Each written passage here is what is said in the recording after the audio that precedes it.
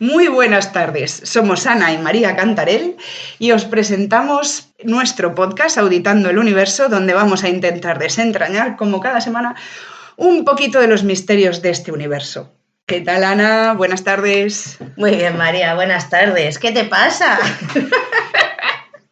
Hablando de las grecas, son las pastillas de la tos y los jarabes que a mí me ponen muy malita, muy malita. ¿Verdad? Sí. Sí, había una votación aquí sobre hacer un podcast sobre las grecas. Por ese dicho te has puesto como las grecas. Porque claro, entonces la biografía de las grecas tiene que ser la leche interesante. Prometo que algún día preparo uno. Ahí nos habíamos quedado. Qué triste.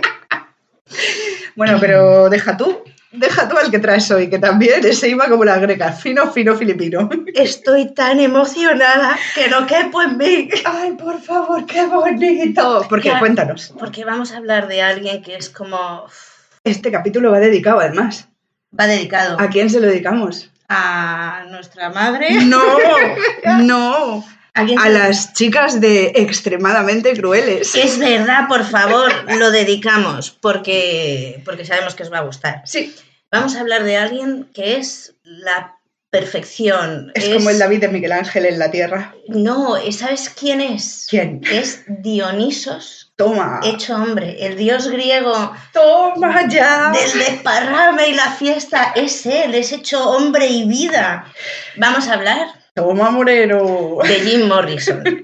Vamos a hablar, por fin vamos a hablar de Jim Morrison. Yo tengo que decir que tengo un trauma, una tara enorme y que he estado obsesionada años de mi vida con este hombre. Sí. De hecho, doy fe de ello, que hablaba con su póster, que yo pensaba, madre mía, se le va la olla, pero le respondía el póster y todo. Que tú lo veías, ¿verdad? No, yo te veía hacer cosas raras. Yo al póster no le escuchaba ni al de él ni al de Aerosmith. Pero, madre mía, las charletas que se echaba ahí con ellos. Claro, pero yo creo, tía, después de tanto... Es verdad, yo tenía un póster de Jim Morrison en la pared de la habitación. ¿Y dormíamos juntas.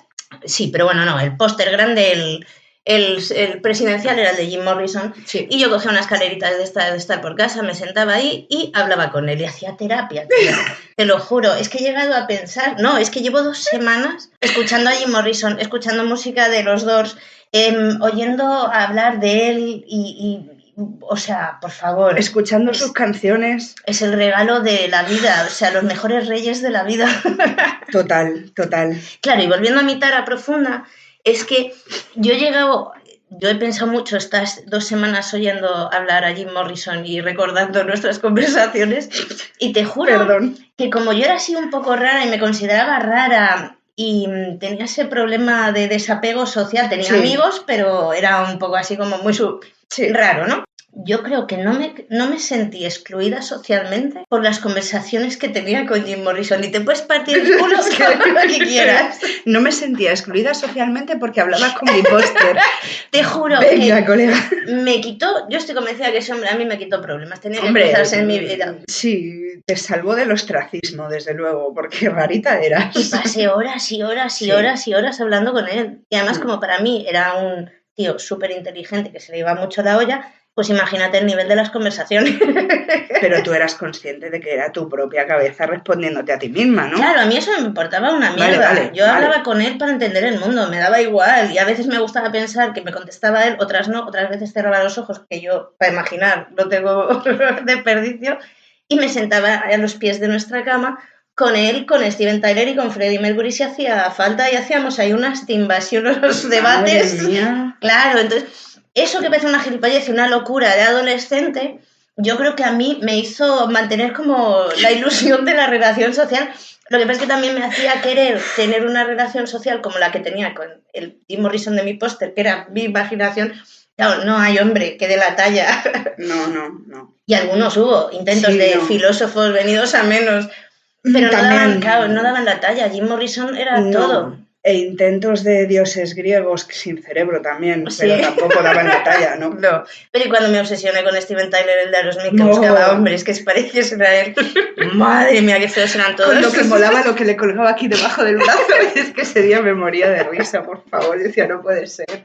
Es el tío más feo que he visto en mi vida. Que sí, que canta guay, que su hija está buenísima, pero que es que la nani con un palo y la otra decía, es que es guapísima, Ay, es que a mí Matías. me parece tan guapo, tía, tan guapo. Para gustos colores. Como Era mamá como- dice, siempre hay una mierda para un tiesto. Sí. Sí, no, y las mías eran mierdas, porque, claro, O tiestos. mi ideal de belleza, quitando a Jim Morrison, que era el que de verdad es espectacularmente guapo, Menos mal. eran Steven Tyler, Ozzy Osbourne Ay, y Dios. Alice Cooper. Claro, entonces yo decía, No, belleza. Y el de Pantera, que me lo ponías a mí en el póster al lado de la cama. Yo tenía pesadillas con ese tío. Pero no me parecía tan guapo como los otros tres. Ana, Entonces, parecía un y Rob Zombie me presidiario encantaba. del Rob corredor Zombie. de la muerte. Mm. Qué narices guapo, pero sí, yo te juro que tenía pesadillas. Yo por la noche me daba la vuelta para no verle, pero claro, como lo sentía en la espalda, decía, por la noche me va a matar. Nada, no. ¿Y qué nos diría, tía, que ese trío, el Steven Tyler, Ozzy Osbourne y Alice Cooper, están a los 80 tacos vivitos y coleando? Son Pues- del 48, tienen 52, 72, 75 años. Sí, Van a ser octogenarios y están todos vivos y bien. sí. Y no hubiésemos dado un duro por ninguno de ellos. No, Pues ahí están, mira tú. Pero bueno, han sobrevivido. no nos vamos a distraer. Háblanos de Jim Morrison. por Vamos a favor. hablar de Jim Morrison, Del dios en la tierra. el dios... ¡Ah, Dios mío! Dioniso. Es que es brutal. Vamos a ver, el nombre completo es James Douglas Morrison y nace el 8 de diciembre de 1943. Estás de Otro broma, motivo. estás de broma. Claro, es que aparte, yo he nacido el 7 de diciembre, ¿no? Y él nace el 8 de diciembre, muchos años antes. Y yo, hubo un punto de mi locura y mi relación con Jim Morrison que yo, hablándolo con él, tan natural, le decía, yo voy a vivir los mismos días que tú, con lo cual, 3 por culo 21, si tú moriste el 3 de julio del 71, yo tengo que vivir 27 años, pero tengo que morir el 2 de julio, porque claro, nací un día antes que tú, y esas cosas yo las hablaba con toda la normalidad ¿Y con él. cuando no te moriste, qué pasó? Es que antes de llegar a los 27 tuve un hijo y decidí que... No, Jimmy, no. hacía tiempo que no quería ser Jim Morrison. Claro, es que aquí hay mucha terapia oculta. Nuestra joya de la corona nace el 8 de diciembre en Florida, Vale, ¿vale? Y va a morir el 3 de julio de 1971. en París. En París, sí. Vamos a hacer un mini resumen y luego Vale. ya vamos a entrar en la biografía. Pero yo tengo que decir que a mí, Jim Morrison, he visto un montón de documentales, he visto un montón de cosas, pero hay un tema que siempre queda muy flojo, que es la infancia, la adolescencia. Sí. Nace en el 43 y pasa a la universidad. Y dices, Sí. tú, bueno, hombre, claro, y semejante tío con esa personalidad, todos esos años Calladito. algo harán para dar a luz Lo de los indios. a Eso- Dionisos, entre otras cosas. No, es que vamos a ver, y yo me he metido y he rebuscado e investigado un montón sobre la infancia. Entonces, le vamos a dedicar rato a infancia y adolescencia porque sí que es verdad que influyen muchísimo en su personalidad y son muy chulas y hay muchos detalles. Buscando un montón de detalles. Jim Morrison es cantautor y poeta. Es célebre y famosísimo por ser el cantante del grupo The Doors. Debido a la personalidad, a las canciones y actuaciones que hacía, está considerado por los críticos como uno de los cantantes más representativos e influentes de la historia del rock. Y debido a todo ese drama que rodea toda su vida y su muerte, es uno de los iconos de la rebeldía cultural popular, porque además se junta con la época hippie, ahí es cuando salta realmente de Doors a la fama, y mola mucho la versión hippie de Jim Morrison, porque es hippie sin tanto buenismo Sí, y con mucho más ira. es el rey lagarto. Sentimientos ¿Qué es eso? chungos, sí, es que es espectacular. Jim Morrison muere con 27 años, en circunstancias todavía desconocidas, que dedicaremos un capítulo a la muerte y a las teorías Porque que hay sobre su muerte. En la peli se Mm. sugiere que se suicida, Ya, pero se sugiere. pues yo creo que es la teoría que menos peso tiene, porque no. Pero hablaremos de las teorías que hay sobre la muerte de Jim Morrison, que es que no podía ser de otra manera. Que Y aparte- bajaron unos extraterrestres y se lo llevaron. Fijo. No, pero como con todos, no murió, fingió su muerte. Ay, está con Chopin y con Es Elvis. que- no, con Chopin está en el cementerio, está en el mismo.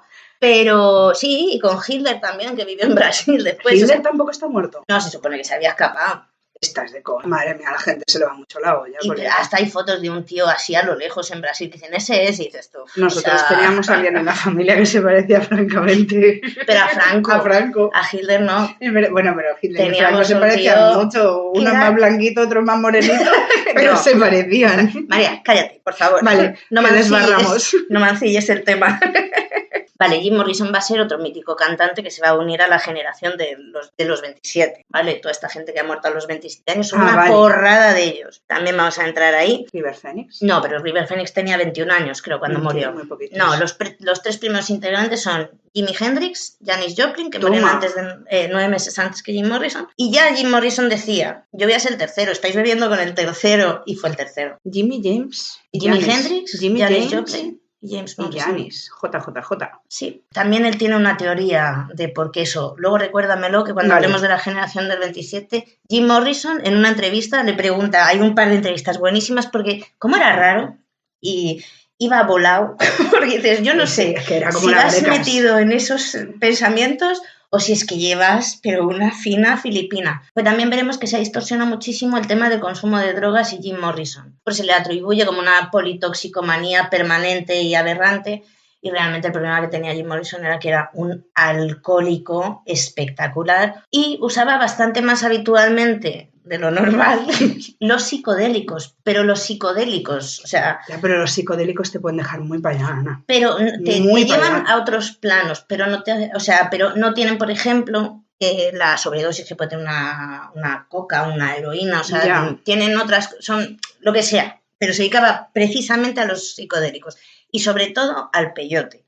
Abrir las puertas, que es lo de los cactus, claro. Pues es que todo eso va a ser un germen que se va a ir fraguando desde la vida muy porque no conoció la ayahuasca, madre mía. Seguro que la conoció, por favor, de madre mi vida. Madre mía. Vamos, estaba mucho más avanzado entonces que ahora. Y realmente podemos decir que su vida es su mejor obra. Y es el rey lagarto, es el dios Dionisos. Impresionante. Ha entrado en la tierra. Es tan bonito, oye, lo mires por donde lo mires. Madre mía, es que es guapo, tiene unos ojos, pero yo ¿sabes qué me pasa? Que de siempre es una cara que si miro a los ojos soy incapaz de dejar de mirar, es como te atrapan, te absorben y saben quién eres. Eso, no sé, es como de una mirada que tampoco es normal, esa profundidad de mirada. También la foto hace mucho. Y las drogas. Y la foto hace mucho. Porque las fotos son espectaculares. No, pero da igual, porque tú lo ves en directo cantando una canción, lo ves hablando y te atrapa, o sea, tiene algo en la mirada que es una pasada.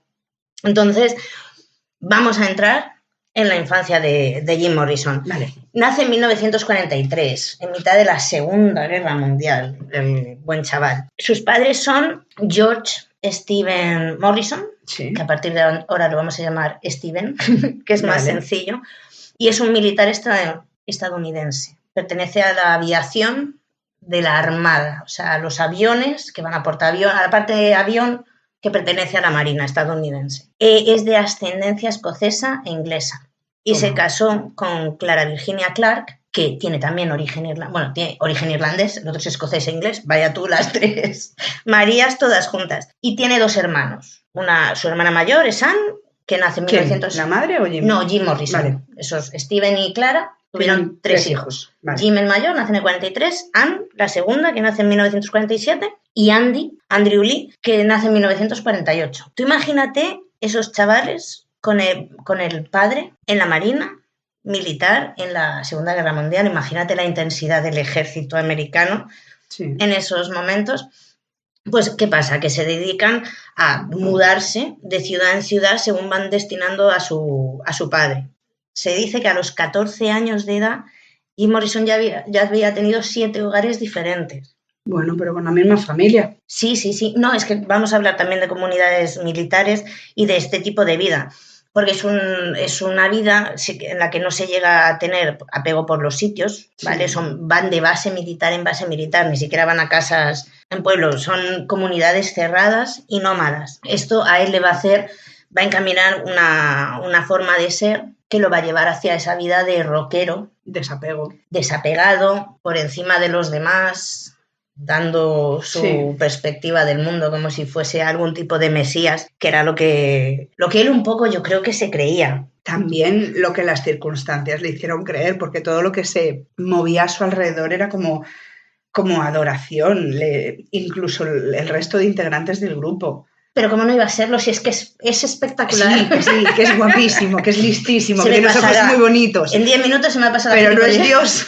No, claro. Y les ves tratarle y les ves hablarle como si fuese Jesucristo en la tierra, que dices, tío. Porque era especial, tía, tenía un carisma especial. Ya. No era un rockero al uso, era un poeta. Era un artista. Es como pasaba con Andy Warhol. ¿Sabes a qué me recuerdan las letras de los dos? Por favor. Me vas a pegar. No. Espérate, que me voy a levantar. Para que no me cojas. Son peculiares. A Manolo García. Bueno, no es ofensivo. Sí, mira, pues a Manolo yo te diría que más hacia los Héroes del Silencio, que es imitación total y absoluta. Favor. Sí, porque, tía... Los Héroes del Silencio es un plagio. Pero pues, es un sinsentido extraño. Lo de Jim Morrison, cuando indagas un poco, sus letras tienen mucho más sentido de lo que parece. Pues como las de Manolo Pero García. Tienen muchísima más inflexión. Que tu hermana dice, es que solo junta palabras. Digo, no, es que tú no escuchas. Exacto. No solo junta palabras, es poesía pura y dura. Lo que pasa es que si no escuchas bien no la entiendes. No. O sea, es que es... Por eso a mí Jim Morrison me recuerda a Manolo García. Tu hermano no tiene criterio, que le gustaba Julio Iglesias y nada más. Eso, vamos, no fastidies. Claro.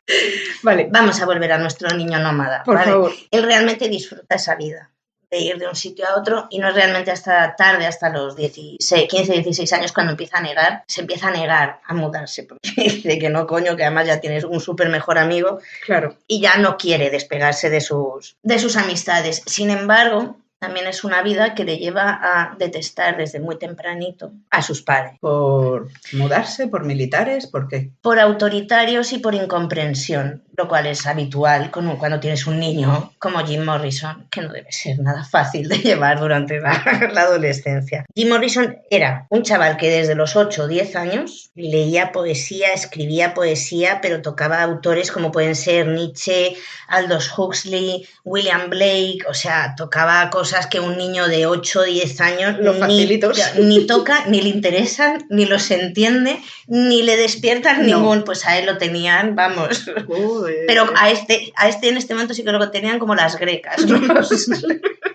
Claro, es que es Rimbaud, tío, o sea, simbolismo, La madre que era, trabajaba ama de casa. Era ama de casa, sí, el padre militar, con un ejército como el de Estados Unidos, donde obedece y calla. Claro. Y te sale un niño así, vamos. Un niño que no puede tolerar la autoridad, porque además el coeficiente intelectual de Jim Morrison es de 149. Para que te hagas una idea, lo normal es de 90 a 100 y a partir de 130 eres súper listo que te cagas. Pues él estaba en un 149. Con lo cual, te imaginas un niño muy sensible, súper inteligente. Él leía a los existencialistas, por supuesto, porque nunca fue excesivamente optimista.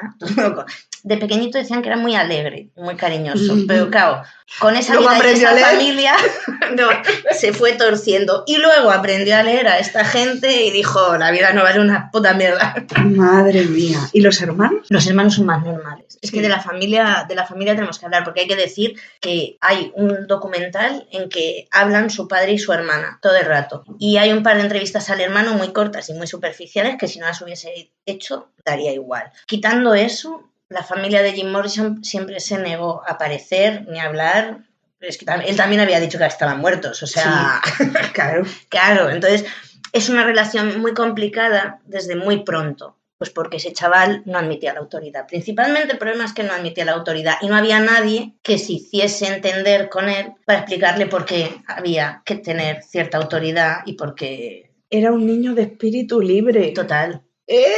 Sí, no, pero es que además lo ves, se ha hecho mucho espectáculo, especialmente por la peli de Oliver Stone, que salió en el 91, porque ahí se enfatiza mucho su faceta de borracho, drogadicto, broncas, y esa faceta está y es potentísima. Pero hay otras también, igual o más importantes que esa, pero esa era la vistosa y la que llenaba páginas y la que llenaba marujeo para dar y tomar. Claro. Y a él, lo que piensas en los demás. Le importaba una mierda y tenía muy claro que él era como un buscador, tío, era un chamán que tenía muy claro que su objetivo en la vida era, Dios sabe lo que, aprender, vivir, disfrutar, sufrir, lo que fuese, vivir. Y tenía un montón de gente a su alrededor que no podía entender eso de ninguna manera y a él se la refinflaba porque tenía muy claro cuál era su objetivo de vida, pero tiene muy claro desde muy al principio, entonces también es muy complicado tener un niño superdotado que se le trata como un niño normal que se acuerda que te puedes morir en clase, a qué se dedica Jim Morrison de pequeño, a pensar qué putadas puede hacer, claro, o sea, a sus compañeros, a sus profesores, a sus padres, claro, igual. porque además era muy listo y sabía que no iba a pasar nada, que como malo había gritos y broncas, pero ya está, entonces él se dedica a mí que me va a hacer la autoridad, pegarme, cruzarme la cara, que me la cruce, pero lo que me he reído yo avergonzando a mis padres, claro, era una pasada y es complicado. 2 tiros no me van a pegar, o sea que... No, pero tienes padres súper dominantes que además, extrañamente, cuenta el hermano de Jim Morrison, que decidieron, antes de empezar a tener niños ni nada, que ellos no iban a pegar a sus hijos. Claro. ¡Qué guay! La guerra tenía que ser dialéctica, pura y dura.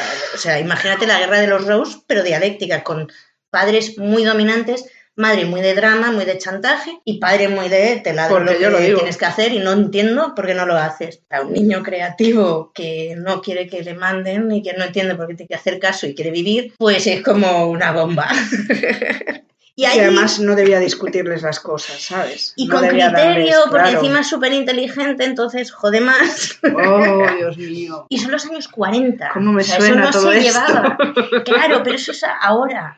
Pero antes eso no se llevaba. No. Este era la oveja negra. Y decidieron que no les pegaban porque en algún momento aparece. Porque no querían. Dicen. No, de hecho no. Eso lo dice el hermano. Pues no, hay muchos padres que deciden que a los niños no se les pega. Que no es, sí, ahora sí, pero en los años 40. No, que coño, a mi suegro no le pegaron en la puñetera vida porque no se pegaba a los niños. Pues porque no se considera que es una humillación mayor de la necesaria, por lo que sea. Pero estos, con ese hijo que tenían, decidieron que con palabras, y claro, la hermana cuenta que había unas broncas. No lo debían saber antes de acordarlo. Claro, no. Iban a saber cinturón y zapatilla, madre mía. Y que a veces también es verdad que una colleja bien dada te pone en tu sitio en un momento tétrico. Es como la camiseta que lleva tu marido de la violencia no es el camino, pero una hostia a tiempo. Te pone a bailar.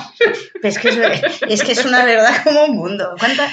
¿Cuántas tragedias se evitarían por una buena hostia? Pero no. No, a niños no, yo ahí ya lo ves adultos. como a un adulto. Además la camiseta es de Steven Seagal. Sí. Pero muchas chorradas de estas de adultos dices que eso con una hostia se acababa en el momento. Y no, hay que razonar la mierda esta que no tiene sentido. No. Mal, muy mal. Pues con él lo intentaron. Pues a él le encantaba poner a la gente en esa tesitura de en el abismo de tu salud mental. A su madre la primera, porque era la principal, claro. que le impedía la libertad. Y nada, eso fue un problemón. Entonces, aquí vamos a plantearnos varias cosas. Jim Morrison, como adulto, era súper infantil por esa necesidad de vivir, esa falta de prejuicios, igual que no le importaba lo que pensasen los demás, tampoco le daba mucha importancia a lo que él pensaba de los demás. O sea, vivía como en una burbuja de libertad muy infantil, muy sana, pero claro, que al nivel que la llevó él y mezclándola con la que lo mezcló él, pues se convirtió en uno de sus peores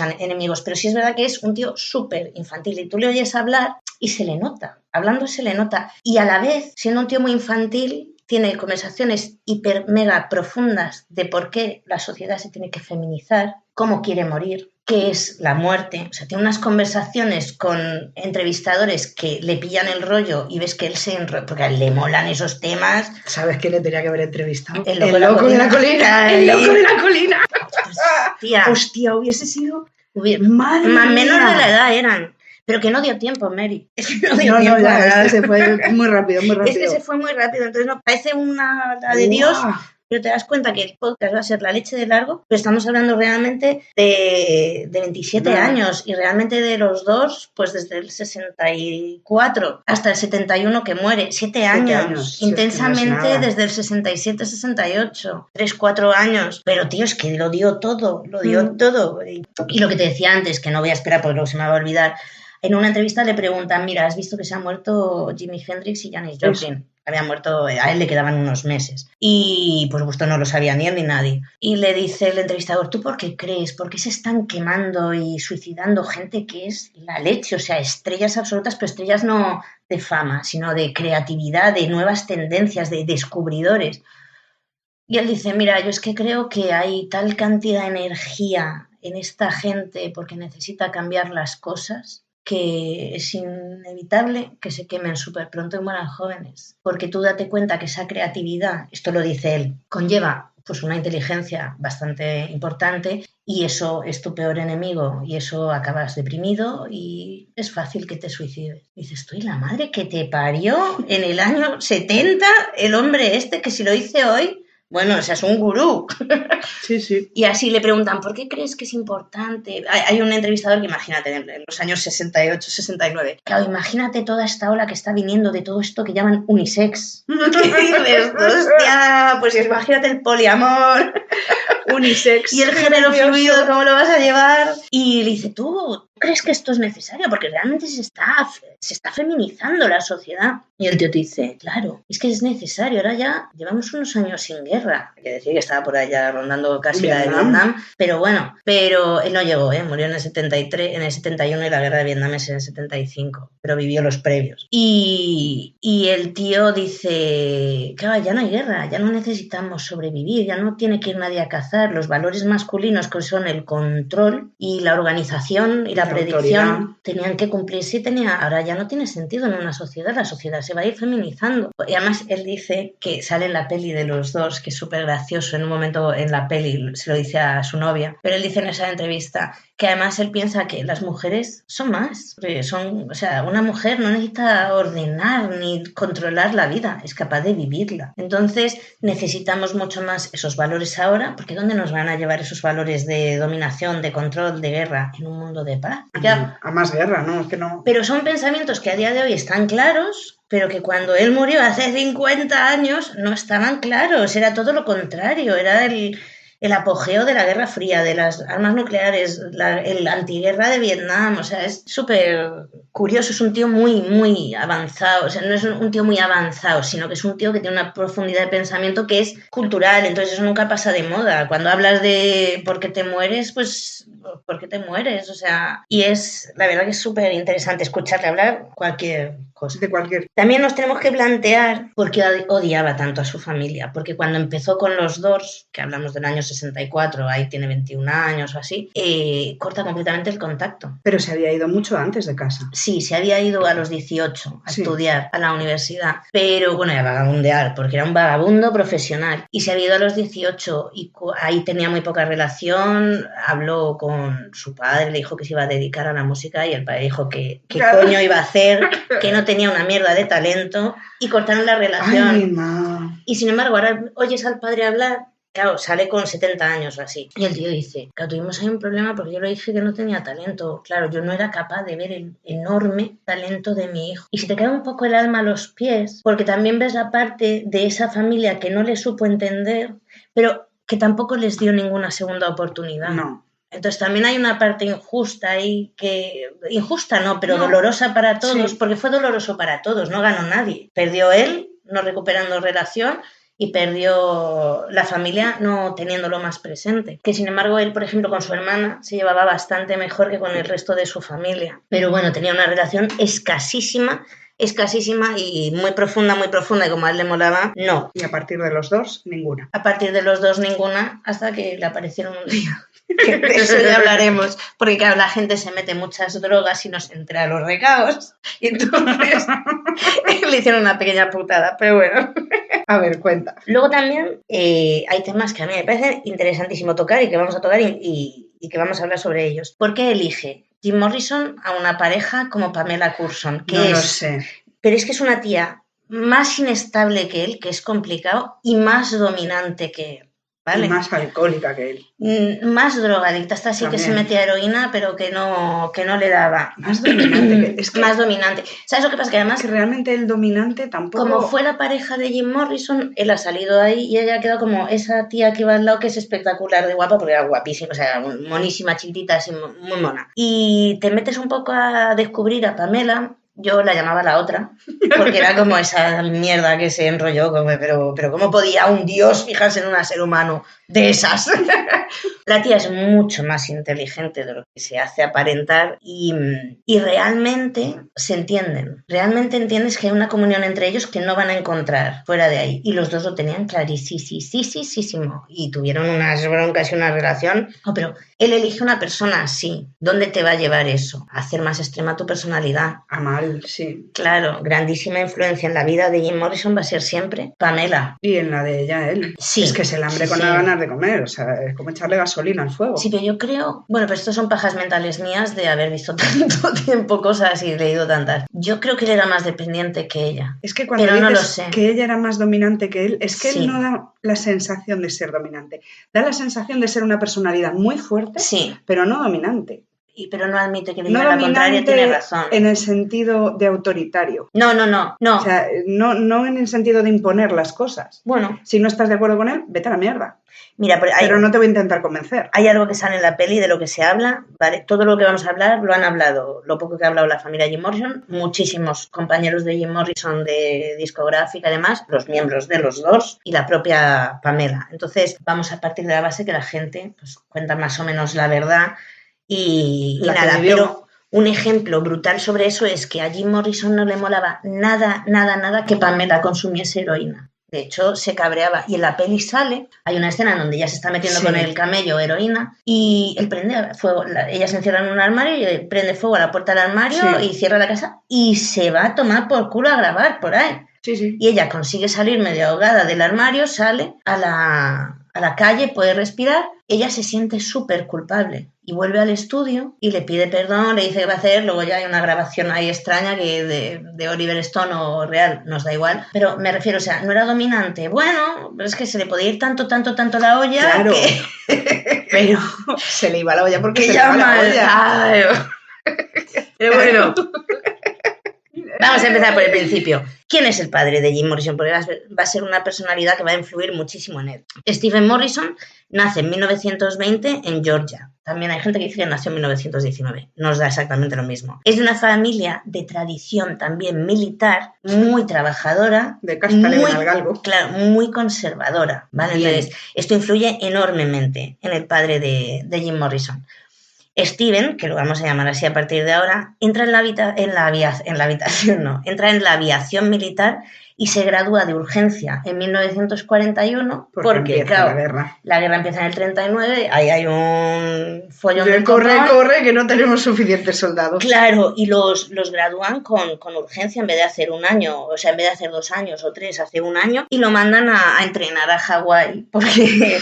Vale que te has graduado, pero vas a llevar aviones de guerra, entonces te vamos a entrenar. Y se va para allá, para Hawái, después de haber pasado lo de Pearl Harbor. Tú imagínate ese odio que había hacia todas las naciones del eje, Alemania, Japón, Italia, por parte de los americanos, y todo eso está en el ambiente. En una de las fiestas militares de Hawái conoce a Clara. ¿Y qué hacía en Hawái? Pues Clara es hija de un abogado, pero es hija de un abogado de izquierdas. Muy liberal. ¿Y cómo se mezcla? De político. Toma. Pues porque a él le encanta a ella y ella parece más conservadora de lo que es el padre, desde luego. Ella tira más hacia la parte más conservadora. A lo mejor su madre era más conservadora. Pues su madre era ama de casa y tampoco se habla mucho de ella. No sé si es que no, eso es mentira. Las madres influyen muchísimo, sean lo que sean de... Pero bueno, se casan los dos en 1942 y nada, todo felicidad. Realmente se llevan súper bien y se mudan a Florida, a Pensacola, ¿vale? 1942. 1942, falta un año para que nazca Jim Morrison. Sí. Steve se tiene que ir de maniobras y en esas maniobras se dedicaba a aterrizar aviones en portaaviones. Vale. Se va a la zona de Alaska. A los 2 meses de estar de maniobras lo llaman ya para que se meta y ya está en vida activa y empieza a trabajar. Pero aquí se tiene que ir de casa durante 18 meses. Toma. Y él se va 18 meses, pero él se va y ella ya está embarazada. Claro, y ella tiene miedo de estar sola, madre primeriza, un ambiente de mierda porque es la guerra, y se muda con sus suegros, con los padres de él. Hombre, gente muy conservadora, imagínate. Allí da a luz a Jim Morrison, a Jimmy. Bien. El 8 de diciembre del 73. Mira tú dónde 43. Nace Jim Morrison. Sí. 43, has dicho 73. No, 43. No, vamos a centrarnos con las fechas porque si no... Pero tú imagínate en qué caldo de cultivo nace Jim Morrison. Bebé monísimo, rechonchito, súper simpático, súper agradable. Se lleva muy bien con sus abuelos de chiquitín. Pero bueno, va a pasar 3 años allí. Malo será que con 3 años te lleves mal con los abuelos. Malo, pero también decían que era un ambiente muy estricto. Que además los abuelos eran muy estrictos, pero que tela con la madre. Sí. Que salió estricta, no. Era la señorita Rottenmeier, sí, porque además era muy dominante, muy dominante. Mientras, ha acabado la Segunda Guerra Mundial y Steve ha vuelto a casa. El padre vuelve a casa y vuelve condecorado. Y tú imagínate, entregado a su carrera, no. Lo siguiente, no hay nada más en el mundo que su carrera militar, porque además es una época para ser patriota, porque tu trabajo es defender a los Estados Unidos de América del comunismo. Pero tú imagínate, o sea, ha vuelto el tío con un ego que no cabe, porque además es un tío súper inteligente y le reconocen en su trabajo como un tío súper inteligente, porque igual que lo van mandando de un sitio a otro es porque el tío va ascendiendo y va eligiendo un poco él hacia qué terreno dirigir su carrera profesional. Primero lo destinan a Washington, pero en 1946 lo trasladan a Albuquerque, pasaron en México un par de meses nada más. Jim Morrison sigue teniendo 3 añitos. En México, en Albuquerque, nace su hermana Anne, lo cual fue un trauma para Jim. ¿Sí? Espectacular, porque era el rey destronado, era el rey, era el nieto, era el hombre, el listo, el gracioso, el simpático, el cariñoso, y llega su hermana, unos ceros. ¿Tú te acuerdas cuando dicen, a veces, nació su hermana y se le quedaron los ojiños tristes? Es que los niños sufren un huevo con eso, y nos importe una mierda, nos importe más. Fue muy traumático para Jim el nacimiento. Es que luego la ha querido mucho y se ha llevado bien con ella. Sí, pero eso lleva su tiempo. Pero en el momento esos que la padres que te dicen, no, lo lleva muy bien, te quiere mucho, y tú ya, pues mira cómo le está apretando ahí el cuello. O sea, igual yo lo miraría un poco más. El niño está azul, quítaselo. Claro. Pero le quiere mucho. No, pues él no. Él se quedó muy tocado. Era muy sensible, se queda muy tocado. Y Steven, que estábamos en la plena 1946, acaba de terminar la guerra nuclear, Guerra Fría, Rusia-Estados Unidos. El pánico nuclear era brutal. Pues, ¿qué decide Steven Morrison que quiere hacer? Dedicarse al mundo de las armas nucleares. Bien. Y al mundo de la bomba de hidrógeno que la acaban de desarrollar. ¡Ole! Claro, han tirado. ¿Proyecto Manhattan? No. No, eso fue antes porque ya han tirado las bombas atómicas. Proyecto Steven Morrison decide que el mundo de la energía nuclear, sobre todo de cara a la guerra, es espectacular. Con lo cual ya te dice que es un tío de todo o nada. Sí. No. Arrasemos. Su suegro abogado de izquierdas, vamos, o sea, una flor del campo. Yo me imagino esa boda y los consuegros mirándose de un extremo a otro de la mesa diciendo, tú, fascista, tú, rojo, tú, desgraciado. Yo me imagino que ser simpática. Al abuelo de izquierdas con el nieto diciéndole, la vida es otra cosa, independízate, que tus padres son medio gilipollas. Sí, algo así. Sí, pero ahí había pero familiarmente ganó mucho la parte conservadora, mucho. Y aquí tenemos que hablar del episodio que marca la infancia de Jim Morrison y la vida entera, y lo decía él. Se dice que cuando tenía unos 4 años, dice, y otros 6, o sea, nos da igual, entre 1947 y 49, a mí me encaja mucho más que tenga 6, porque ya se habla en detalles que da él eso, va con sus hermanos, y el hermano pequeño nació en el 48. Vale. ¿Qué pasa? Pues Jim Morrison, aceptamos barco, y tiene como 6 años, fue testigo de un accidente de coche en el desierto.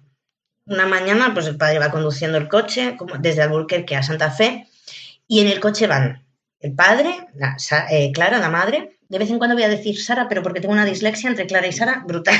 Clara, la madre, van los suegros, los padres de Steve, va Jim y sus 2 hermanos. Imagínate lo que sin va a ir. Cinturones, que no, coño. Sin espejos retrovisores, 40, nada. Que no. Allí todos, uno encima de otros, como íbamos nosotros, apiñados. Claro, 3, 2, 5, 7 personas en un coche. Lo más normal del mundo. Bueno, pues ahí van todos en el coche, y de repente su padre para al lado de la carretera, y Jim se da cuenta que hay un accidente. ¿Vale? Hay un camión de indios, Jim Morrison decía que eran navajos, que ha volcado al chocar contra otro vehículo.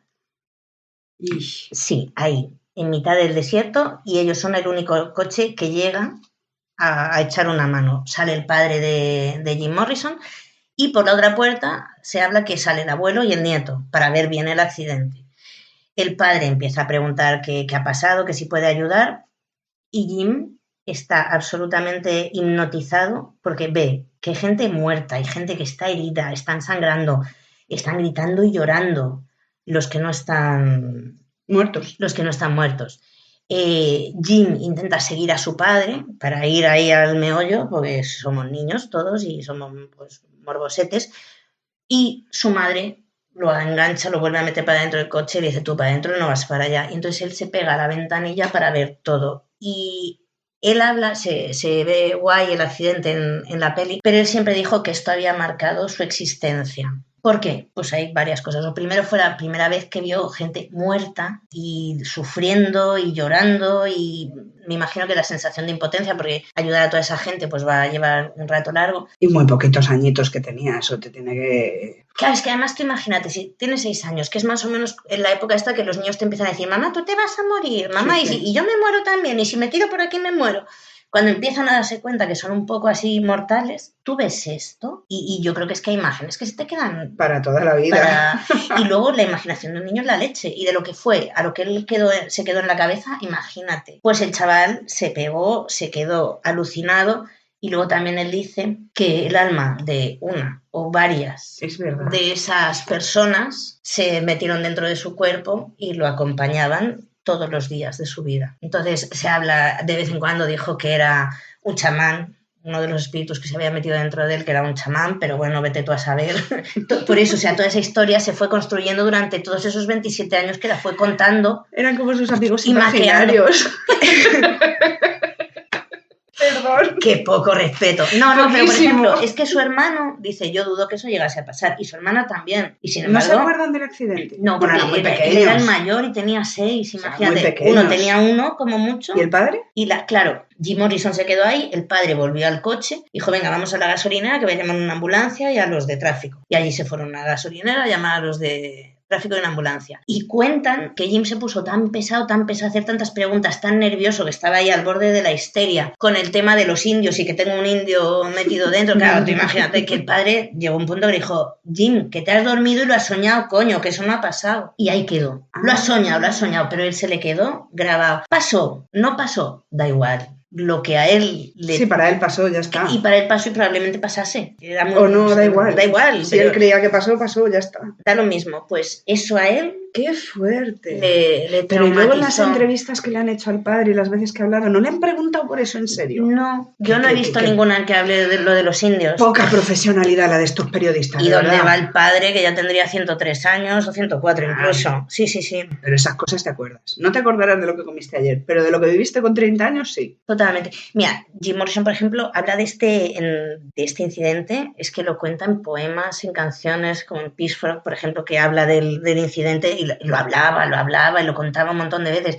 Lo maquillaba un poco más, un poco menos, pero básicamente la historia que contaba era siempre lo mismo. Podía ser un indio, podían ser varios, podía ser un chamán, pero más o menos cuenta lo mismo. ¿Qué cuenta él? Que después de este episodio que lo dejó traumatizado, empezó a hacerse pis en la cama de nuevo. Ay, pobre. Claro, con 6 años, que él ya no se hacía pis en la cama y volvió a hacerse pis. Y él cuenta, esto es contado por él, que él llamaba a su madre, la iba a buscar y decía, mamá, me he hecho pis, y la madre, lejos de cámbiate, métete aquí o te ducho y te vuelves, lo hacía volver a la cama y dormir entre las sábanas mojadas, que decía que se cagaba de frío cuando hacía frío y lo pasaba mal. Entonces empezó a intentar esconderlo, pero le pillaban siempre porque era chiquitín. Claro, imagínate, 6-7 años. Y le caían unas broncas, pero broncas monumentales, porque además en la época también es verdad, cuántas hemos oído que estaban traumatizadas porque se hacían pis en la cama y las humillaban. Es muy doloroso y muy complicado. Y él va a buscar ayuda a la madre y la madre, lejos de eso, lo humilla. Y llegó un punto en que dijo, esto no puede seguir así, porque yo me muero del asco durmiendo ahí, me muero de frío. Dormía en el suelo. Ay, pobre, en posición fetal, y así si se hacía pis, por la mañana lo recogía, lo secaba y ahí parece que no le pillaban tanto, o que la madre había decidido pasar completamente y hacer que no se daba cuenta. Qué fuerte, madre mía, qué es la leche. Pero es que además no, que bicho no, o sea, no, era cada uno normal. Claro, cada uno hacía lo que podía, ya está, pero pobrecito. Señora sola, con 3 hijos y el otro de maniobras todo el día. Entonces se hace lo que se puede. Y Sí, en esa sí. época la educación era más dura y tú tenías que pasar por el aro porque el que era distinto no había espacio para él. Y este era, bendito sea Dios, muy distinto, sí. muy diferente. Por ejemplo, en 1969, que luego hablaremos, ¿vale? Que hay un incidente con Jim Morrison en uno de los conciertos de los Doors. ¿Se hace pis? No, lo acusan de... ¿Qué va? Y sus incidentes era llamar al público a la bronca, decir un par de guarradas y obscenidades y preguntarles si querían que le viese la pichurra y ya estaba. O sea, ya estaba el tinglao, independientemente de lo que hiciese, ya con abrir esa bocaza que tenía, que le molaba poner a todo el mundo nervioso, que luego hablaremos de varios incidentes de estos, porque varios, ya tenía ahí el San Quintín montado. Entonces, en uno de esos San Quintines, su abogado le preguntó que por qué lo había hecho, ¿vale? O sea, que por qué había dicho guarradas y había amenazado con enseñar la pizza y todo eso. Y Jim dijo que lo había hecho para vengarse de sus padres. ¿En serio? Sí, por el tema de los pises, que eso a su madre decía que no se lo podía perdonar en la vida, pero es que luego Jim contaba que había abusado de él alguien muy cercano de la familia cuando era pequeño. Y él, pues lo había pasado bastante mal y había ido a contárselo a su madre porque sabía que eso era una mierda que no tenía que pasar. Pues la madre, la respuesta que dio, según Jim Morrison, fue que eso era imposible, que esa persona no podía haber dicho ni hecho nada, le llamó mentiroso y él dijo que esto era... Que se acabó. O sea, era como lo último, que ya sí que no perdonaba a su madre nunca más. Pero no entiendo cuál es la venganza de ponerte en un escenario, amenazar con que vas a enseñar la pichurra y poner nervioso a la gente. ¿Cómo te vengas así de tus padres? Ridiculizándolos, porque tú llevas su apellido, o sea, tú imagínate, vale. Claro, o sea, está vengando, lo está avergonzando. Vale.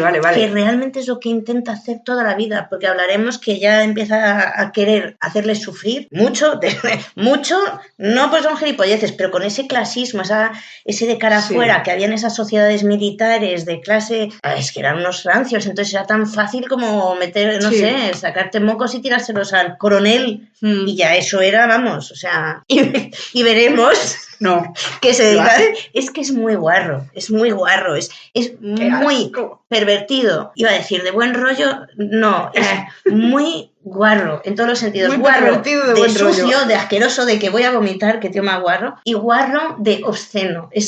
Lo tiene todo.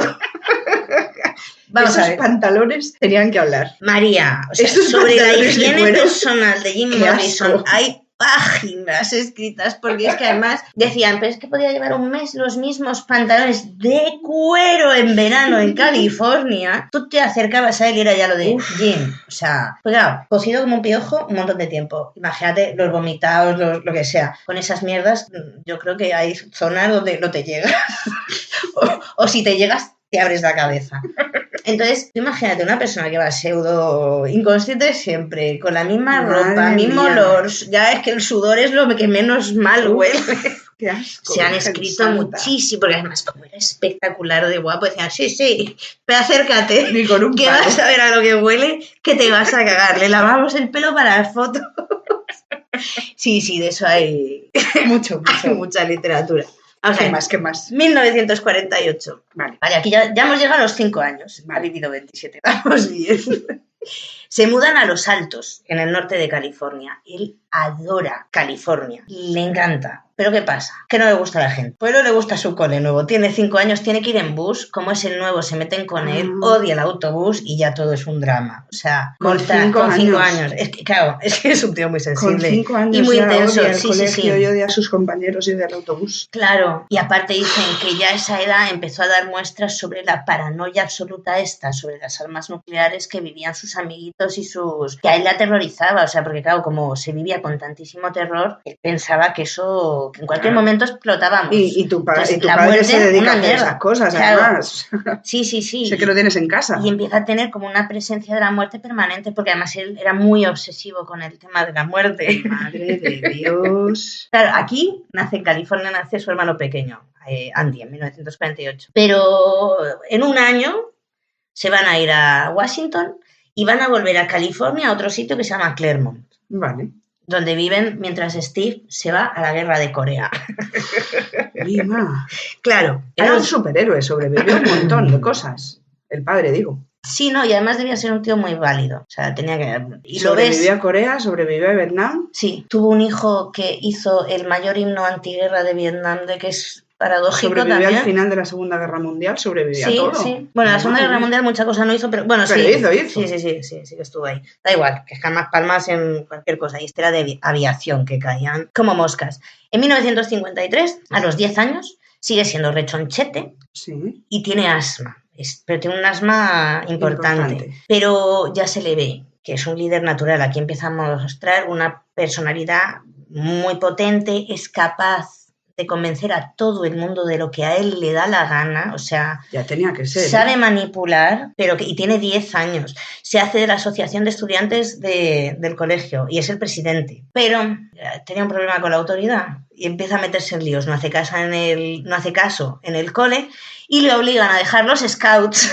Jim Morrison en los scouts. Estás de broma, ¿dónde estamos? Por favor, yo quería ver. Le obligan. ¿Hay fotos? No he visto ninguna, pero no podía. No. Pero, tía, le echan los propios scouts porque dicen que no hace ni puñetero caso, que no es capaz de seguir órdenes y cuando la autoridad le recrimina que no es capaz de seguir órdenes, se cabrea como una mona y le pone verde a toda la autoridad. Y dice los scouts, que te eduque tu padre. A tu puñetera casa, que aquí no tienes nada que hacer. Fuera. Vamos, lo mejor que le pudo pasar, sí. Hombre, lo mejor. Sí, porque además dicen que a esa edad ya era muy grosero enfrentándose contra la autoridad. No, pero tú piensas una cosa, rechonchete, asmático, y eres el líder. Sí. Es que imagínate. Era carne de cañón para el bullying y para que le hubiesen dado por todos lados. Sí. Y eres el líder. No, pero si tú miras lo de pequeñito, aterrorizado con ir al cole porque no le gusta que se metan con él por nuevo en el autobús. O sea, es flipante. Es un inseguro del copón, pero que sabe que puede hacer lo que quiera con la gente. Por algún motivo que no llega a entender bien. Pero tampoco hace falta entenderlo. Con que funcione.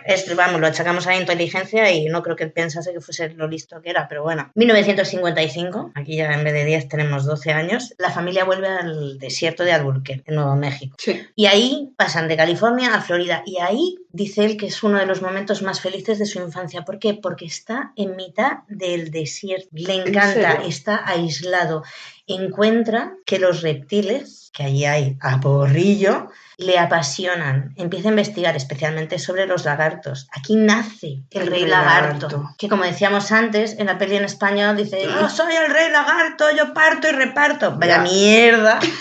Claro, porque en inglés dice I am the lizard king, I can do anything. O sea, soy el rey lagarto, es que puedo hacer lo que... Español. Claro, pero es que no rima, sino... Yo parto y reparto. Yo parto y reparto. Es como que tú partes y repartes, tonto. Antiguo, que eres un antiguo.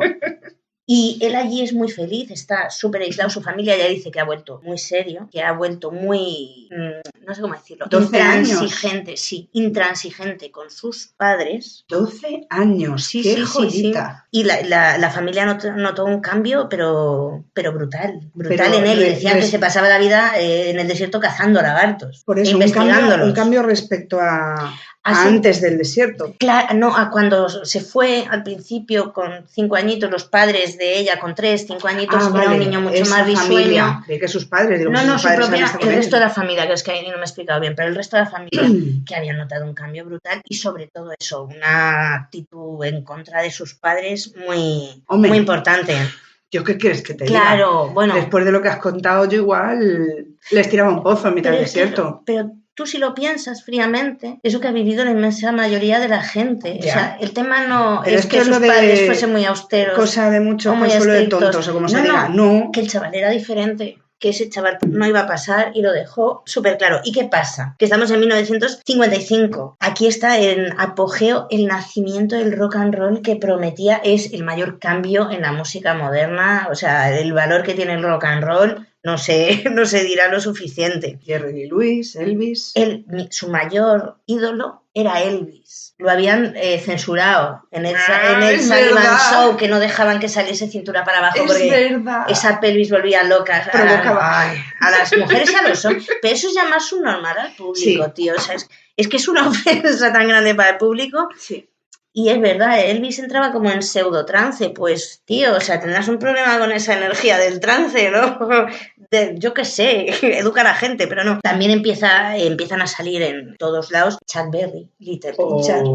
Hablamos de gente negra. Y Elvis... Y una música espectacular. Había potenciado a que esa música negra y a esos artistas negros se les diese el valor. ¿Tú te acuerdas de la peli? Sí. Ay, lo que lloré, por Dios, con la peli de Elvis. Madre mía, ¿eh? Uf, madre mía de mi vida, de mi corazón. Qué espectacular, pues era su gran ídolo. En un principio, de hecho, si tú le ves, Sí. al principio intenta vestirse como él, sin las campanas y sin los colorines, pero ese pantalón de cuero viene mucho de los cueros Pero él de se Elvis lavaba más. y de James Dean, época También. de James Dean, Rebelde sin Sí, causa. es que es eso. Él estudia cine. Dicen que cuando ve Rebelde sin causa y después Gigante, se queda traumatizado y es como... Ahí empieza su obsesión por el cine. Tiene 12, 13 años y está en un momento en que socialmente hay una rebelión enorme. ¿Qué hace él? Catalizar todo eso y ser mucho más rebelde y subir mucho más el volumen que todo lo que tenía alrededor. Y en un ambiente militar... Un pelín estricto. Poco comprensivo con él. Claro. Sí, poco daba el cambio. Es que además, si tú ves, nosotras somos de familia militar y se hacen lazos muy duraderos, muy férreos, aunque Sí, sean... pero también ten en cuenta que nosotras no vivíamos de destino en destino como la mayoría de militares. No, porque nacimos cuando papá ya estaba dejándose de ir por ahí, pero antes sí que estuvo destinado en muchos sitios. La suerte que tenían es que no tenía que moverse mamá de Madrid. A eso me refiero. Que pero la los inmensa hijos... mayoría de las familias iban detrás. Sí. Y de casa militar en casa militar. Sí. Nosotros teníamos nuestra casa y a la mierda. Y de cuartel en cuartel, con la escuela dentro del cuartel, no salías, no te hacía falta. Claro, y tú sabes que esas comunidades están muy unidas, hay unos lazos muy, muy potentes y los niños se sienten muy seguros, porque además tú sabes que tú estás ahí y tu padre como el padre no sé quién, tanto les vas a hacer caso como les vas a pedir ayuda, como va a ser, te sientes muy cobijado y muy resguardado por todo lo que hay a tu alrededor.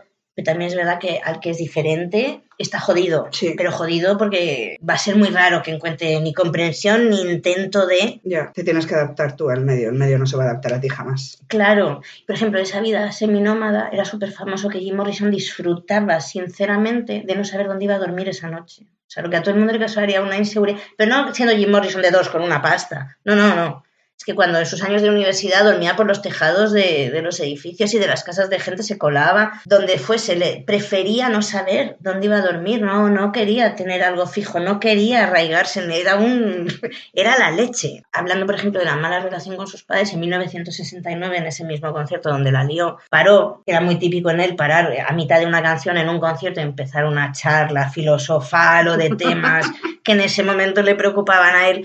Pues paró el concierto, estaba bastante borracho y empezó a hablar con el público. Dicen que estaba súper triste y aparentemente estaba muy triste. Y empezó a decir que se daba cuenta de la cantidad de problemas que tenían los hijos con sus padres. ¿Qué dices tú? Un poco infantil sí que era, joder. Como diciendo, son temas que a mí me preocupan un montón y yo de pequeño no recibí suficiente amor. Madre mía. Y desde que te cae el alma a los pies, o sea, claro. Jim Morrison en lo más alto de su carrera y te está contando que no lo han querido suficiente y está hecho una mierda y soplado por lo que haya chupado antes de meterse en el concierto. Que te dan ganas de subir y darle una chuchón, tío. Y esto ya entramos en la adolescencia, en la preuniversidad y tenemos que decir que Jim Morrison tenía una mente bastante sucia, para decirlo... finalmente, y que también tenía mucha imaginación, porque ya en el instituto tuvo muchísimos problemas porque le encantaba hacer dibujos obscenos, pero dibujos obscenos que además sí metía dibujos, o sea, personajes de dibujos animados, o sea, cosas como en la portada del disco este de Extremoduro Heidi, sí. Pues de eso, pero lo bestia. Sí, decían que además sus dibujos los órganos sexuales estaban extremadamente hipertrofiados y que el tema de los fluidos y eso a él le ponía muchísimo. Entonces que era asqueroso lo que le encantaba y cuanto más impactase, como todo en su vida, más le ponía. Entonces, eso en un instituto, entre niños de hijos de militares... Pues no, suele dar mucho la risa, pero no va a ir bien. Pero ¿sabes lo que pasa? Que a los profesores les enamoraba, y esto lo dicen los profesores, varios de ellos, lo inteligente que era, lo bueno que era cuando era bueno, los temas que le preocupaban y que se pasaba todo el puto día leyendo libros que ni sus profesores muchas veces entendían. Entonces, se metía en muchos líos, pero también es verdad que sabía salir de ellos sin ningún problema porque tenía ese carisma y esa personalidad. Entonces... pintó guarradas, todas las que pudo. ¿Se metió realmente en algún problema muy serio que otros se hubiesen metido? No. Pues no, porque era Jim Morrison y tenía mucho desparpajo para salir de los... No hacía falta. Claro. En 1956, él tiene 13 años, para que te hagas una idea, pagaba una mensualidad para hacerse socio de una revista que se llama Mad Magazine. Sí. Que eran pues como cómics muy sarcásticos, muy sentido del humor, pero muy hiriente y un poco obsceno. Sí, pero con un poco más de gorrinada. Sí. Vale. Pues para que te hagas una idea de la mente que tenía, ya estaba ahí abonado y tenía su mejor amigo que se abonó con él y bueno. ¿Cuántos años? 13. 13 años. Tú con 13 años te estás comprando chuchería, no estás pensando depende. quiero leer, no sé, 13 años, ¿qué era? 13 años, primero es un tío, Ana. María, si no es la Super Pop, ¿cómo te vas a hacer? Ana, que es un tío, que no compra Super Pop. Pero se hacen socios de una de coches o de una porno, pero no de una de viñeta. No, pero el tío, o sea, para que veas tú lo que... Y luego arrastraba a sus amigos y claro, de ahí sacaban muchas ideas. De hecho, decían que hacía collages con muchas viñetas y aumentaba la grosería. O sea, él, claro, elevaba... Se lo enviaba a la revista diciendo, mira lo que he hecho. ¡Os jodéis! He vendido más que tú. Lo mío es mejor. No, lo mejoraba para darse cuenta de que era capaz de mejorarlo y era más malo. Madre mía de mi vida. Empezó, por esta época también, hablábamos, ante 12, 13 años, empieza a avergonzar a su familia en las reuniones de militares. Hace, por ejemplo, cosas como meterse el dedo en la nariz y comerse los mocos, obviamente delante de todo el mundo. Se negaba a mirar a los ojos de la persona que le estaba hablando, con lo cual es súper raro, súper ridículo. ¡Qué violento! Tú imagínate al padre detrás diciendo, le voy a meter una hostia. No, que he dicho que no le voy a pegar. Solo le puedo humillar de palabra. Y entonces, ¿qué pasó? Que los padres dijeron, a la mierda, tú no vuelves a ninguna de estas reuniones, tú a casa. Con 13 años estaba desterrado de la vida social porque daba tanto por culo y te encantaba escupirle comida a la gente al lado en la mesa. ¿Pero qué es eso? Es que era muy guarro, muy guarro. María, le gustaba... Tienes un orden aquí establecido y unas creencias así. ¡Ah, toma por culo! Aquí he llegado yo. Y era eso. Es esa energía de... Pero tírate un pedo, no le escupas comida. También por esa época aprendió y lo mucho que disfrutaba torturando a sus hermanos, sobre todo a Andy, porque era niño y a la otra le daba mucho más penita, ¿no? Agarraba a Andy cuando estaba viendo la televisión y le dejaba el escupitajo colgando, rozándole la cara, amenazándole con que le iba a caer. Oh, espérate, que eso no es nada. Solía tirarse pedos en la cara de sus dos hermanos indistintamente y le parecía súper, súper gracioso. Pero eso lo hemos hecho todos los que tenemos familia numerosa, sabemos lo que es. Sí, lo que su hermano recuerda con más terror es que le encantaba coger una piedra gorda y decirle, Andy, tienes 10, corre. Y Andy se dio cuenta muy pronto que tenía que correr como un cabrón porque le tiraba a dar con la piedra. Al haber contado 10. Sí. Pero que le tiraba a dar. Estaba loco. Ahora vamos a hablar de un capítulo, de un episodio que me hace dudar si Jim Morrison no se hubiese dedicado a ser cantante de los Doors, hubiese sido un Ted Bundy de la vida. Te lo juro, porque había problemas. Hay un episodio bastante macabro, que además hablan el hermano de ellos, y se había ido toda la familia a esquiar, unas vacaciones, unos días, happy flower, todos súper felices. Y entonces Jim le dice a sus hermanos, Andy y Ann, que corran, es 1956 también, debe tener 13 años, y que se suban a un trineo que les va a empujar la rampa para abajo. Una cuesta de nieve que acaba en una especie de, no de barranco, pero sí de una pendiente súper empinada llena de árboles que, madre mía, no quieres saber lo que pasa por ahí. La pista y entonces negra. le dice, venga chavales, subiros que yo os empujo. Y el padre ve cómo los empieza a empujar, empieza a gritar, Jim para, y Jim empieza a correr, a empujar, no frena y sigue corriendo. Entonces el padre tuvo que correr como si no hubiese mañana, tirarse sobre él y parar el trineo, porque si no a los hermanos los despeñaba, porque que no les pasa nada, no lo sé, pero es que se podían haber matado. Y entonces el padre, pero es que tú mira, el padre le echa una bronca ahí mismo, le empieza a echar la bronca de, pero ¿qué estás haciendo? Tú no ves lo que... Y el tío se encabrona todo, Jim Morrison se cabrea todo entero, porque era una broma, y qué coño le está contando que no entiende que lo que quería él era simplemente gastar una broma.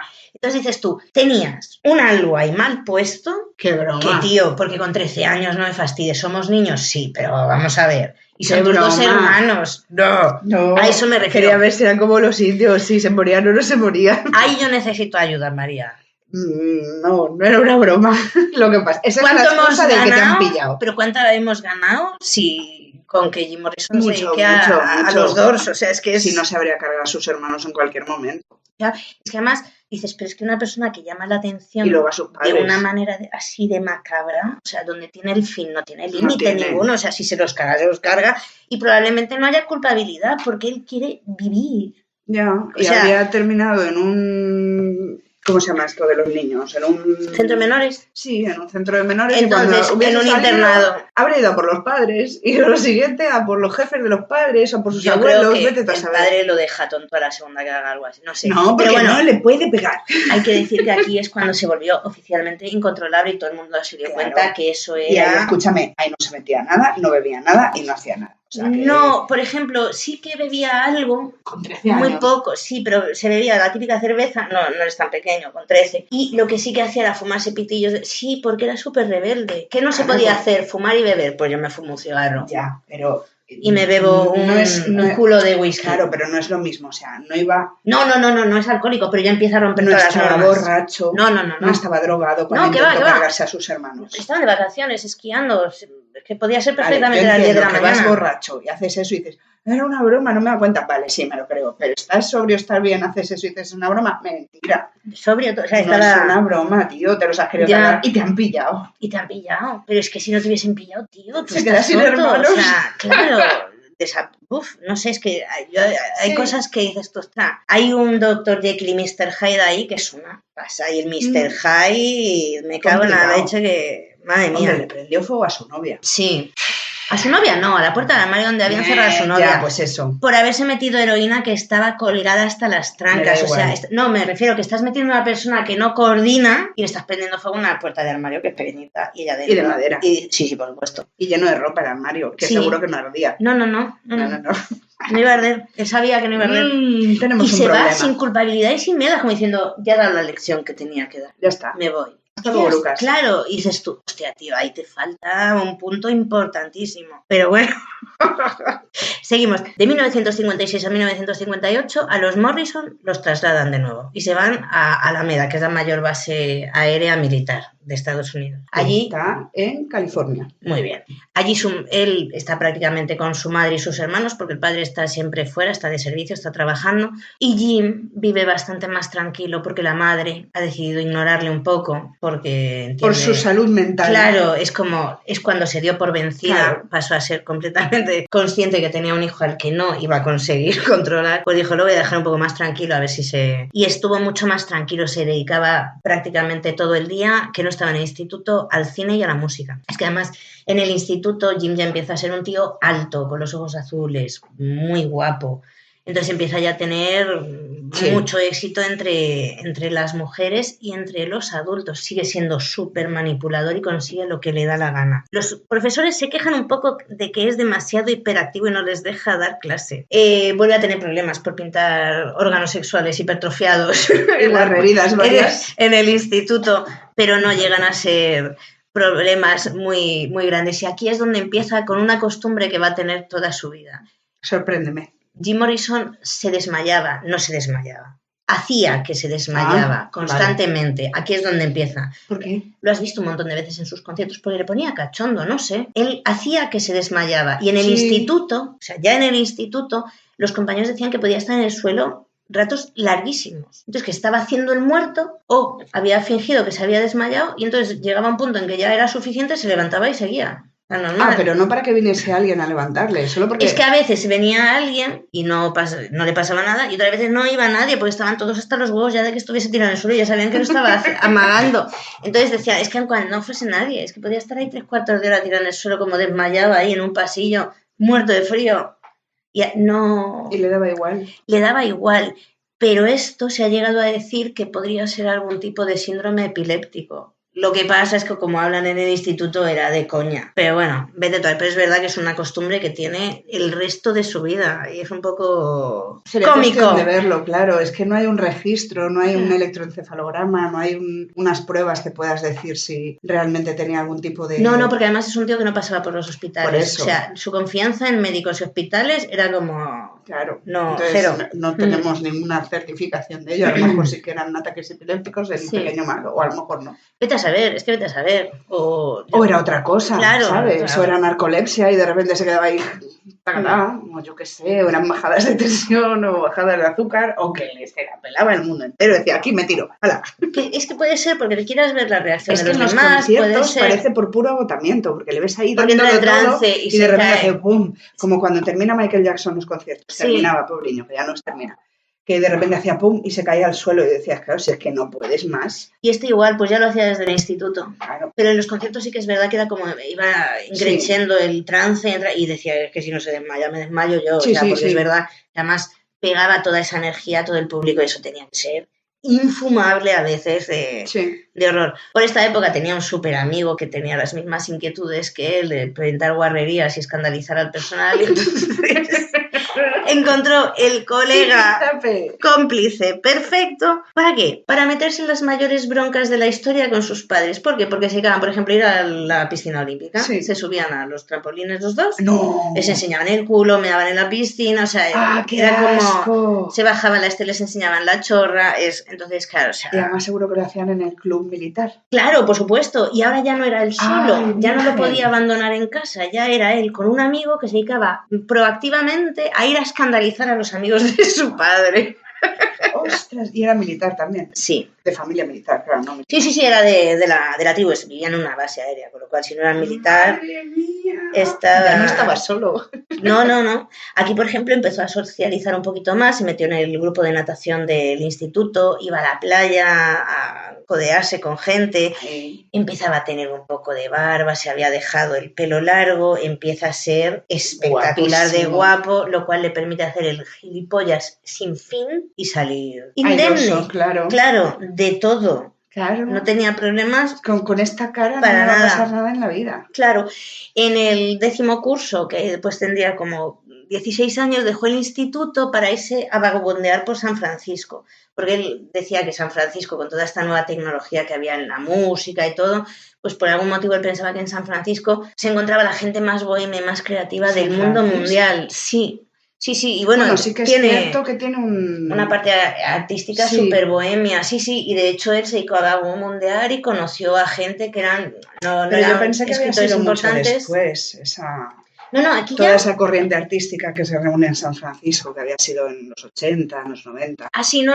pero es que aquí todavía no está, pero San Francisco empieza a destacar como una ciudad pues muy inclinada a la cultura, a la apertura mental, y él decide que allí está la gente más bohemia del mundo y que se va a ir a clase. Él se va para allá, además es súper listo, no tiene que ir a clase, claro.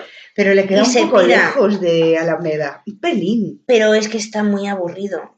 Pero muy, muy, muy aburrido. Aquí empieza a tener contacto ya más estrecho con la filosofía, con el budismo. Empieza a interesarse por ¿Y de qué vive? El budismo. Porque sus padres en California, de San Francisco. De su cara bonita, literalmente, de su simpatía, que me invita a comer, ¿dónde voy? ¿Me dejas quedarme a dormir en tu casa? ¡Ostras! Sí, pero lo consigue. Sí, lo consigue y no tiene problema. Decían que iba andando por la calle en vaqueros y sandalias, que esperaba encontrarse con poetas de la muerte y, bueno, algo así encontró, no poetas de la muerte, pero sí que encontró gente así muy, muy creativa y muy curiosita.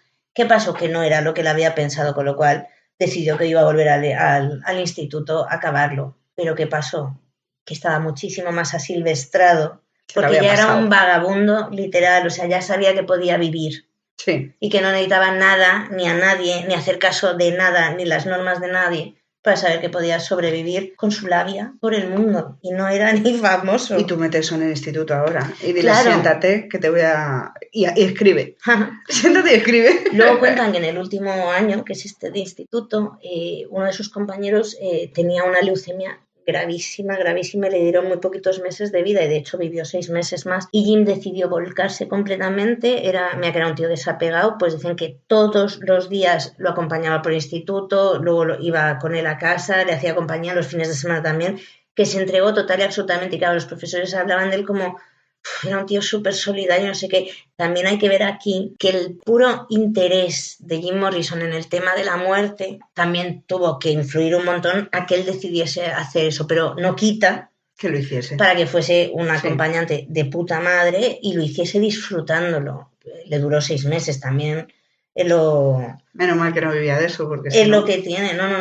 pero el tío se entregó y estaba allí para todas, porque además se dedicaba a leerle, a cantarle, a contarle pijadas y el otro a hablar de que me muero. Entonces, claro, imagínate, eso tenía que ser, vamos, el mejor tripi del mundo.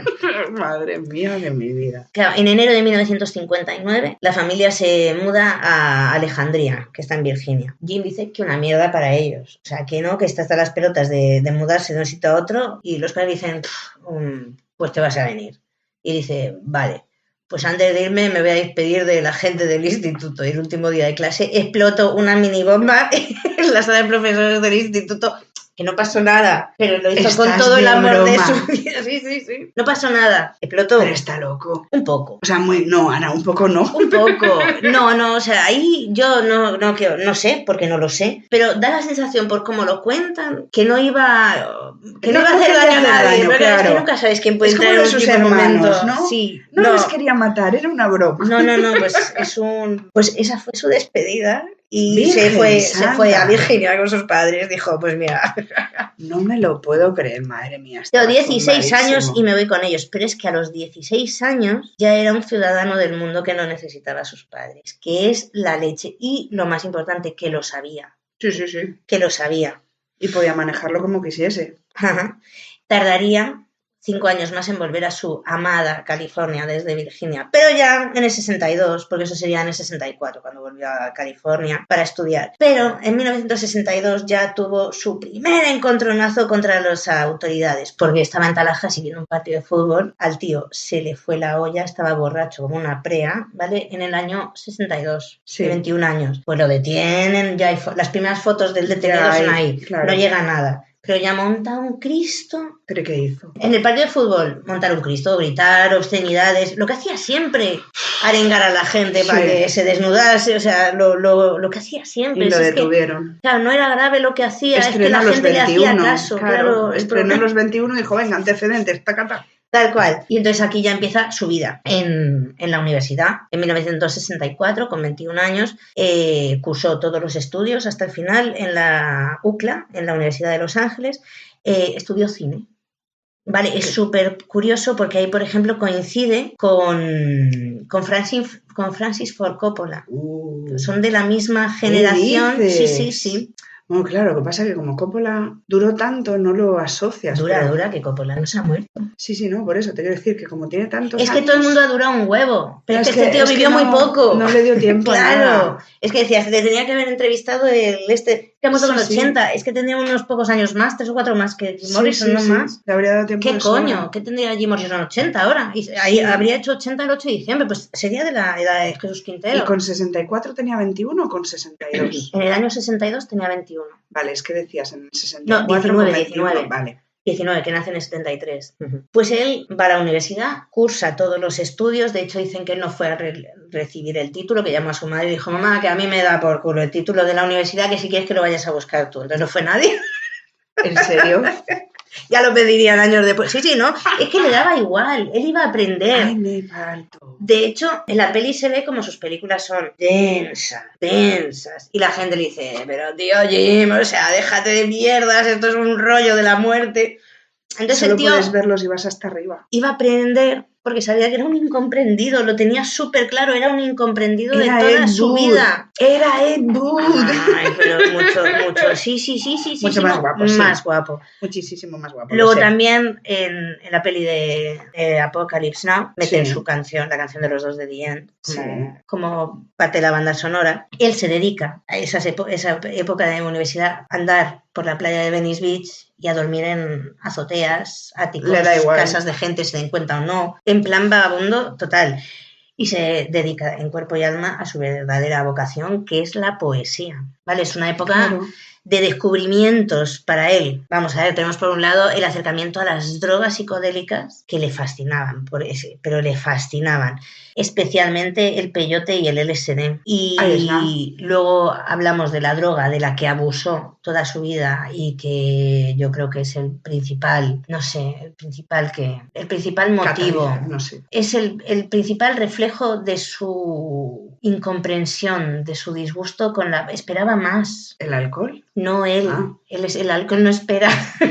Él esperaba más de la vida, esperaba ser más comprendido. Yo creo que él tenía la esperanza de encontrar gente como él. Y lo más parecido a gente como él que encontró fue a Pamela y a Ray Manzarek, que es el teclista de los Doors, que es el que realmente ve quién es Jim Morrison. Luego hablaremos un poco de ellos, pero él esperaba muchísimo más. Y ahí empieza pues a tontear, a beber seriamente, pero bueno, no está borracho permanentemente como lo hace después. Y el tema de los psicodélicos yo creo que es un interés existencial sobre la vida y la muerte, y es súper gracioso. O sobre la evasión. Sí, pero yo creo que es más desde el punto de vista de descubrimiento para él, de aprendizaje, que de evasión, porque para él esa evasión... Pues yo creo que no. Solo para llevarte la contraria. Me parece como... No, llévamela. Yo creo que es más ese punto de evasión de ante sí la...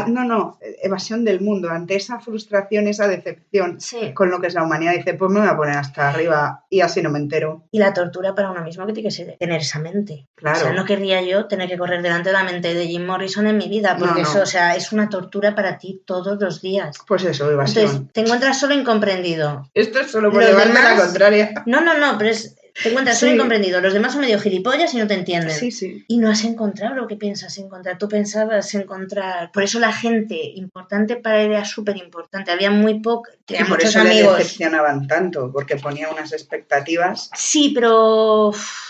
Perdonaba, es raro porque a los demás les perdonaba, a sus padres no, pero a los demás sí. Pero bueno. A los padres nunca se les perdona. Claro, bueno. Ni Jim Morrison ni nadie. Claro, los padres siempre somos malos y siempre son malos. Sí. Es su papel, ya está. Joder, y que, ¿sabes lo que pasa? Que además se nos olvida permanentemente que es que no llegó a una edad de madurez como para entender a sus padres, que no llegó. No le dio tiempo, no llegó. Niño. Claro, y yo aquí sí que quiero hacer un hincapié enorme, es la cantidad de testimonios que hay de amigos suyos y compañeros que afirman tajantemente que Jim no era un drogadicto al uso. Al uso. No le gusta, claro, a él no le gustaba toda la parte lúgubre esta de las drogas, que es tratar con camellos, ir a sitios chungos, correr peligros, eso no le molaba nada. Eso la encargada era Pamela. Mola a nadie, Ana. Ya, pero eso la encargada era Pamela y ya cogía para ella y para él. Claro. Y ella se encargaba de que a él no le faltase de nada. Pero yo no creo que a Pamela le gustase, solo que no se sentía tan mal como él cuando lo hacía. Pero a nadie, o sea, si las drogas creciesen en los árboles que tenemos fuera de casa y no tuvieses que tratar con todo ese mundo, la gente sería mucho más feliz consumiendo. Hombre, Pamela llegó cuando murió Jim Morrison a enrollarse con uno de los camellos que le había surtido y demás. O sea, llegaba a ser amiga porque se ponía con ellos. Claro. Entonces ya es otro rollo de pero amistad, vienes a mi casa. Claro. Vale, a él toda esa mierda no le gustaba tratar con camellos porque ya era como raro, era gente mala. Claro, luego realmente de lo que abusó toda su vida es el alcohol, eso lo reconocen todos, que eso fue el grandísimo problema, que el problema no eran los psicodélicos, el problema es que estaba borracho permanente, el problema no eran sus pajas mentales, es que estaba incapacitado para casi todo. Hay episodios que luego hablaremos más adelante que son, es que el John Densmore, vale, que es el batería, llegó a salir de una grabación y decir, a tomar por culo, no vuelvo nunca más, este tío no es capaz ni de cantar, ni de andar, ni de hablar de lo borracho que va. Mentira, al día siguiente estaba grabando otra vez, pero que los llevaba a todos por la calle de la amargura. De lo que coinciden todos, que el Jim de lo que realmente disfrutaba era de los efectos de ciertas drogas, nunca del consumo indiscriminado, y siempre hizo mucho hincapié, y lo decía mucho él, que a él lo que le ponía de verdad era la sensación de no tener control en absoluto que le aportaba el alcohol y las drogas. Lo que aterroriza generalmente a todo el mundo era lo que él estaba buscando. Eso es interesante. Eso es la leche, o sea, él es que además es el descontrol personificado, es que lo necesita, donde todo el mundo necesita organizar, controlar, él todo eso le apestaba, o sea, necesitaba huir de todo, y entender a alguien así tiene que ser mortal. Y bueno, llevamos 1 hora y media, yo creo que vamos a hacer esto en 2 episodios porque no queda otra.